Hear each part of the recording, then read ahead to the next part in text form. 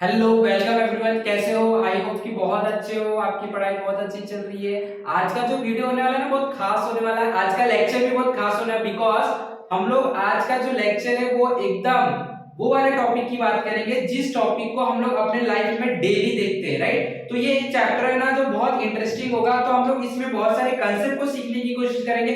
आपको बहुत सारे कंसेप्ट यहाँ पे क्लियर होंगे कि ये चीज कैसे होता था, वो चीज कैसे होता था। So many more things are going to be taught in this particular chapter. Yes, this is chapter number 01, that is gravitation. ये चैप्टर ग्रेविटेशन के ऊपर होगा। हम लोग बहुत सारी चीजें देखेंगे। ग्रेविटेशन हम लोग कितने दिन से ये थे कि ग्रेविटेशन क्या होता है, इसके पीछे बहुत अच्छी सी कहानी भी चलती आ रही थी न्यूटन की, वो भी हम डिस्कस करेंगे क्या है। और बहुत सारी चीजें इसके अंदर फैक्टर जो है उसको हम लोग बहुत अच्छे से डिस्कस करने वाले हैं। तो welcome once again to wonderful सा चैनल द एसएम एकेडमी। तो सब लोगों को एकदम ध्यान लगा के ये पूरा जो सीरीज चलने वाला है आज से हम स्टार्ट करें। पूरा का पूरा सीरीज एक एक कंसेप्ट आपको दिया जाएगा पूरे सीरीज में। तो आपको सारा का सारा सीरीज आपको देखना है, पूरे के पूरे कंसेप्ट को आपको समझ के लेना है। इवन आपके फ्रेंड्स को भी आपको बताना है कि ये सीरीज स्टार्ट हो चुका है और आपको सारे के सारे कंसेप्ट देखने हैं, ठीक है? तो ये चीज आपको ध्यान में रखना। चलो सब लोग स्टार्ट करते हैं। हम लोग पेंसिल पेन बुक आपके सब निकाल लो, अपना नोट्स बनाना भी आपको इसी के साथ रेडी करना है। Then only you can understand this chapter. आपको बहुत मजा आने वाला है, बहुत कुछ आप सीखेंगे, ठीक है? चलो हम लोग स्टार्ट करते हैं। ग्रेविटेशन सबसे पहले तो अगर हम लोग अपने रियल लाइफ में देखेंगे, कहीं पे भी अगर देखेंगे तो हम लोग ना वहां पे एक मोशन देखते हैं। जैसे कि अगर मैं बोलूं कि अर्थ है, अर्थ क्या करता है? सन के चारों तरफ चक्कर लगाता है, ऐसे हम लोगों ने सुना है, राइट? फिर हम लोग को पता है कि बहुत सारे जो प्लैनेट है, other 8 planet, they also revolve around the sun, sun के चारों बाजू में घूमते हैं। ऐसी ही बहुत सारी एक्टिविटी हमारे यूनिवर्स में चलती रहती है, हमारे सोलर सिस्टम में चलती रहती है, राइट है? और हम लोगों को ये भी पता है जैसे कि कुछ इलेक्ट्रॉन्स होते हैं वो क्या करते हैं, चारों बाजू में किसके, electrons atom that is nucleus के चारों बाजू में रिवॉल्व होते हैं। तो ये जो हम लोग एक्टिविटी देख रहे हैं रिवॉल्यूशन का, ये सारे रिवॉल्यूशन के पीछे क्या कुछ छुपा हुआ है, ये चीज को हम लोगों को ये वाली चीज में हम लोग डिस्कस करेंगे, समझने की कोशिश करेंगे। तो जैसे हम लोगों को पता है कि ग्रेविटेशनल न्यूटन के कहानी पे कुछ बेस्ड है। तो कहानी इसके पीछे तो ज्यादा कुछ खास नहीं, बट ये था कि वंस अपॉन ए टाइम जो न्यूटन था वो बैठा हुआ था एक पेड़ के नीचे, एप्पल ट्री के नीचे, राइट? तो उन्होंने देखा कि अरे ये एप्पल गिर रहा है नीचे, राइट? तो why this apple is falling vertically downward, right? ये वर्टिकली डाउनवर्ड नीचे की तरफ क्यों गिर रहा है? It can travel in some this direction, some this direction, कुछ ये एंगल से निकल सकते थे, लेकिन ऐसा क्यों नहीं हो रहा है? क्या इसके पीछे रीजन है कि मैं यहाँ पे बैठा हूँ, ये एप्पल गिर रहा है, नीचे गिर रहा है? Not in the case of Apple. अगर आप कोई दूसरे ऑब्जेक्ट लेते हैं, मैं यहां से रिलीज करता हूं, then also it is falling down. तो ये जो प्रोसेस है ये क्यों, इसके पीछे क्या लॉजिक छुपा हुआ है? तो ये सारे जो चीजें थे ना, ये रहस्य था। तो ये रहस्य क्या है, क्या सीक्रेट है इसके पीछे, ये जानने के लिए न्यूटन ने कुछ एफर्ट्स लिया and he came to very important conclusion that yes there is a gravitational force. एक फोर्स काम कर रहा है जो फोर्स उस ऑब्जेक्ट को अपनी तरफ खींचने की कोशिश कर रहा है। बिकॉज हम लोगों को पता है कि कोई भी ऑब्जेक्ट बिना फोर्स के मोशन नहीं कर सकता। अगर मैं यहाँ पे खड़ा हूं तो without any force I can not do any motion. अगर एक पेन को मैं कहीं पे रख देता हूं तो पेन खुद से नहीं जाएगा जब तक उसके ऊपर कोई फोर्स नहीं लगाया जाएगा। तो अगर एप्पल नीचे गिर रहा है, कोई चीज नीचे गिरी है अर्थ की सरफेस पे, तो जरूर उसके ऊपर कोई फोर्स काम कर रहा है। कहां पे कर रहा है? तो जिस डायरेक्शन में जा रहा है उस डायरेक्शन की तरफ फोर्स काम कर रहा है। तो उन्होंने ये चीज को खोज निकाला है, that was called as gravitational force. तो उन्होंने बोला कि हमारे पास, हमारे अर्थ पे जो भी दो ऑब्जेक्ट होता है और उनके पास मास होगा, तो गारंटी है वो दोनों ऑब्जेक्ट के बीच में एक अट्रैक्शन का फोर्स काम करेगा which is called as gravitational force. कोई भी, जैसे कि अगर मेरे पास ये दो मार्कर है, मैं दो मार्कर को ऐसे रख देता हूं, तो अगर ये दो मार्कर के पास मास है देन डेफिनेटली ये दोनों के बीच में ग्रेविटेशनल फोर्स एग्जिस्ट करेगा। तो क्या ये जो फोर्स एग्जिस्ट कर रहे हैं किसी भी दो मास के बीच में, क्या सिर्फ और सिर्फ अर्थ पे काम करता है? No, it is universal law of gravitation. हम लोग ने इसके बारे में 9th में पढ़ा। ये यूनिवर्सल लॉ, इसका मतलब पूरे यूनिवर्स में, पूरे जगह, पूरे हमारे ब्रह्मांड में ये वाले नियम काम करते हैं। हर दो ऑब्जेक्ट के बीच में फोर्स लगता है, that is called as gravitational force.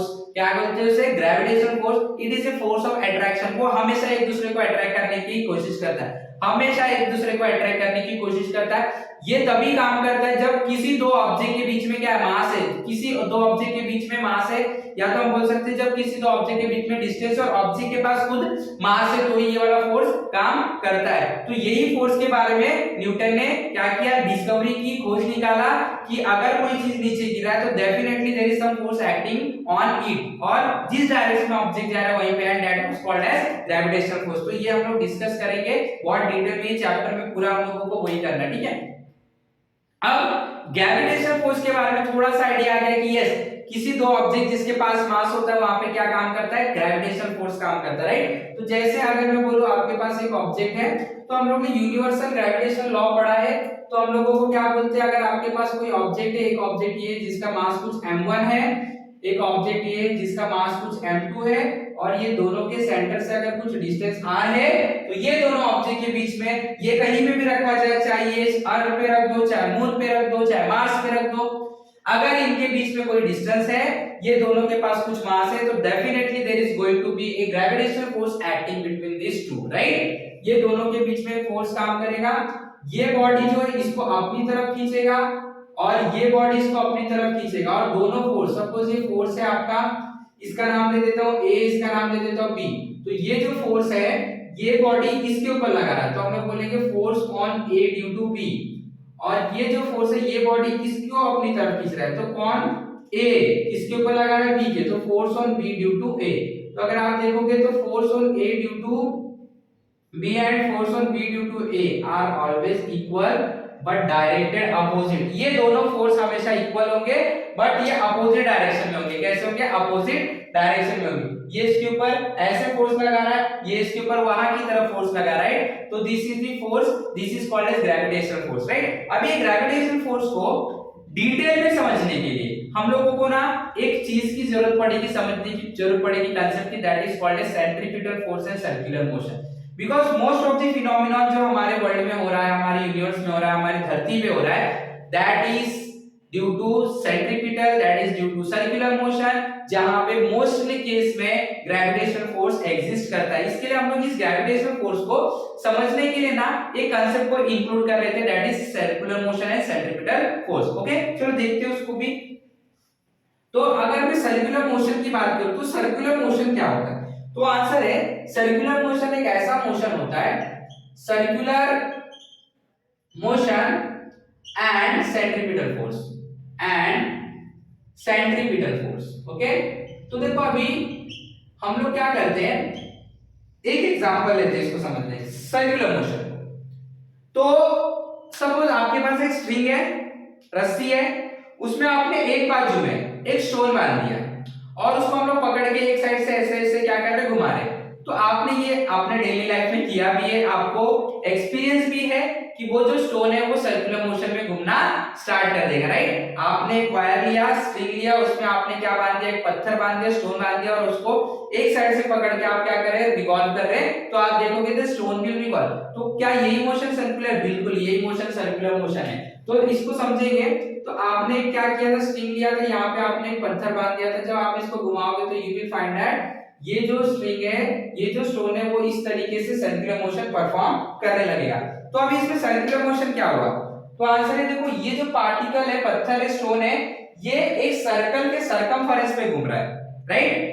तो अगर कोई भी ऑब्जेक्ट एक सर्कल के सरकमफेरेंस पे घूमता है तो हम लोग बोलेंगे वो ऑब्जेक्ट सर्कुलर मोशन कर रहा है। क्या कर रहा है, circular motion. Come on once again, अगर कोई ऑब्जेक्ट सर्कल के सरकमफेरेंस पे घूम रहा है, सर्कल के ऊपर चक्कर लगा रहा है, किसी भी कोई भी रेडियस का सर्कल हो सकता है, then such type of motion is called as circular motion. तो ये क्या कर रहा है, सर्कल के ऊपर चक्कर लगा रहा है, इसके लिए क्या कर रहा है, सर्कुलर मोशन परफॉर्म कर रहा है। तो पहले मैं इसकी डेफिनेशन लिखूंगा, व्हाट इज सर्कुलर मोशन। तो देखो यहाँ पे क्या लिख रहा है, the motion of a particle, the motion of a particle, एक पार्टिकल का मोशन कहां पे हो रहा है, along the circumference, the motion of a particle along the circumference, the motion of a particle along the circumference of a क्या, circle, right, along the circumference of a circle is called as, क्या बोलोगे आप इसे, circular motion, is called as circular motion. इसे हम क्या बोलेंगे, circular motion बोलेंगे, ठीक है। अब ये सर्कुलर मोशन की खासियत क्या है, इसके हम लोग फीचर्स को देखते हैं। सब लोग ध्यान से देखो, एक अच्छा सा मैं सर्कल बना लेता हूं। तो बेसिकली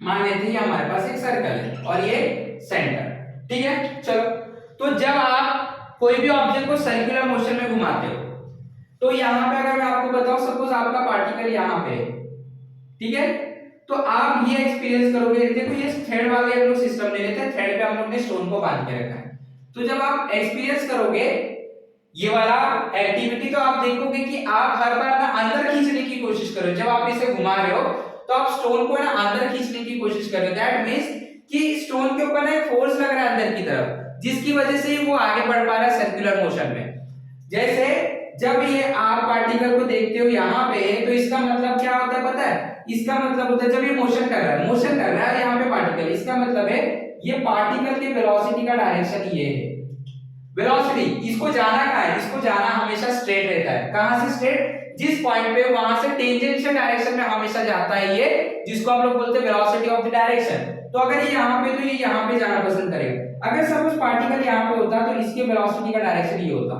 अगर पार्टिकल यहाँ पे होता तो इसकी वेलोसिटी का डायरेक्शन ये होता, अगर पार्टिकल यहाँ पे तो इसकी वेलोसिटी का डायरेक्शन ये।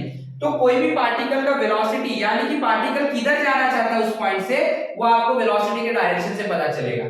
तो यहाँ पे आपका पार्टिकल है, तो पार्टिकल यहाँ पे जाना पसंद करे, यहाँ पे पार्टिकल है तो एक टेंजेंट बनाओ, ये टेंजेंट, पार्टिकल यहाँ पे जाना पसंद कर रहा है, तो पार्टिकल जहां पे जाना पसंद करता है that is called as direction of velocity, right, direction of velocity.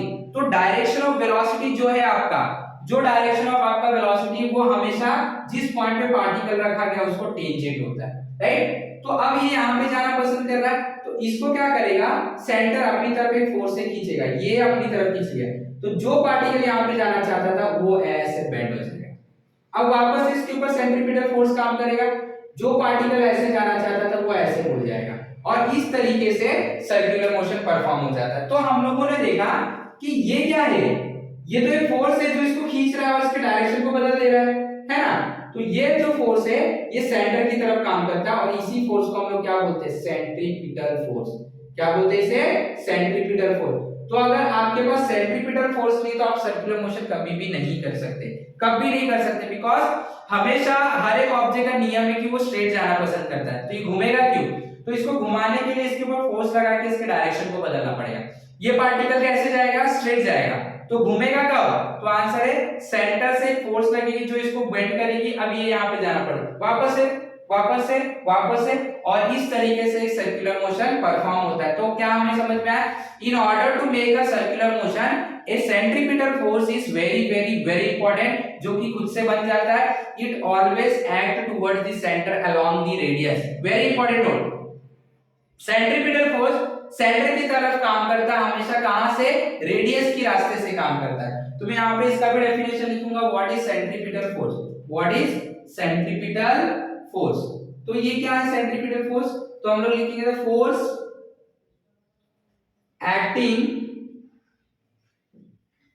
Towards the centre, the force acting towards the centre along the radius, along the radius is called as centripetal force। क्या बोलते हैं आप उसे, centripetal force, centripetal force, ठीक है। अब देखो यहाँ पे सेंट्रीपिटल फोर्स कौन बनाता है, क्या सेंट्रीपिटल फोर्स टाइप है फोर्स का, तो आंसर है नहीं, बिल्कुल भी किसी फोर्स का टाइप नहीं है।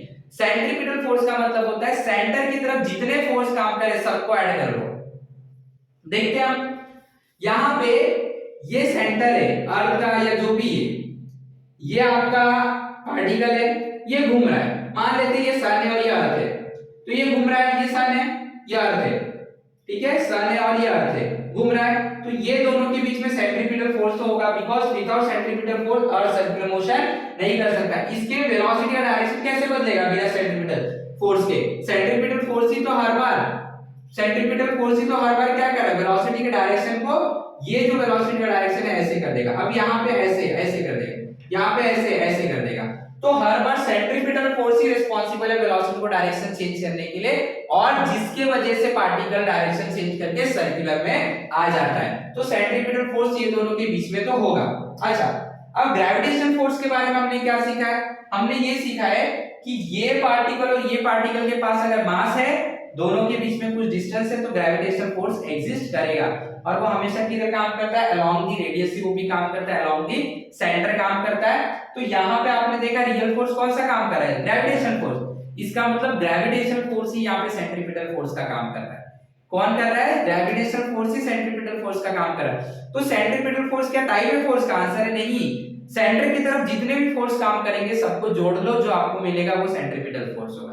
तो यहाँ पे अभी एक ही फोर्स काम कर रहा है सेंटर की तरफ, दैट इज ग्रेविटेशनल फोर्स। तो मैं बोलूंगा कि सेंट्रीपिटल फोर्स जो है, सेंट्रीपिटल फोर्स जो है, सेंट्रीपिटल फोर्स ये कौन बना रहा है, तो आंसर है यही फोर्स ग्रेविटेशनल फोर्स बना रहा है। ग्रेविटेशनल फोर्स यहाँ पे सेंट्रीपिटल फोर्स का काम कर रहा है। तो this is the concept of circular motion and centripetal force, circular motion and centripetal force. तो ये चीज आपको बहुत अच्छे से याद रहना चाहिए, जिससे आपका पूरा आगे का कांसेप्ट क्लियर होगा। आपको पता रहना चाहिए सेंट्रीपिटल फोर्स क्या होता है, कहां पे काम करता है, सर्कुलर मोशन कैसे बनता है, ये भी आपको पता रहना चाहिए कि सर्कुलर मोशन बनाने के लिए हर एक पॉइंट पे वेलोसिटी के डायरेक्शन को आपको बदलना पड़ता है, जिसको बदलने के लिए आप क्या करते हो, सेंट्रीपिटल फोर्स का हेल्प लेते हो, राइट। तो आई होप कि सब लोगों को कुछ कंसेप्ट इंट्रोडक्शन आज का समझ में आया। तो इसी तरीके से आपको स्टडी करते रहना है, हमारे साथ जुड़े रहना है, सारे के सारे वीडियो आएंगे, एक एक कंसेप्ट आपका क्लियर होगा। यस, बट आपको मेहनत करना पड़ेगा। यहाँ पे से सीखने के बाद आपको खुद रिवीजन करना पड़ेगा, यहाँ पे सीखने के बाद आपको खुद रिवीजन करना ही पड़ेगा, otherwise there is nothing, no chances, right. तो अगर आपको अच्छे नंबर स्कोर करने हैं, आपको हमारे साथ जुड़े रहना पड़ेगा, आपको स्टडी करना पड़ेगा। कहीं से भी आप स्टडी करो, लेकिन अगर आप बिना स्टडी किए सोचते हो कि अच्छे मार्क्स आ जाए, then it is not possible. You have to work hard, because working hard is the only thing which can give you success. आपको मेहनत करना पड़ेगा, हार्ड वर्क करना पड़ेगा, बहुत मेहनत करना पड़ेगा। There is nothing other which can be replaced by hard work for getting success, ठीक है। तो करते रहो, मेहनत करते रहो, मोटिवेटेड रहो, साथ में मिलके, for that we require your support, तो support us, have a wonderful day, thank you very much।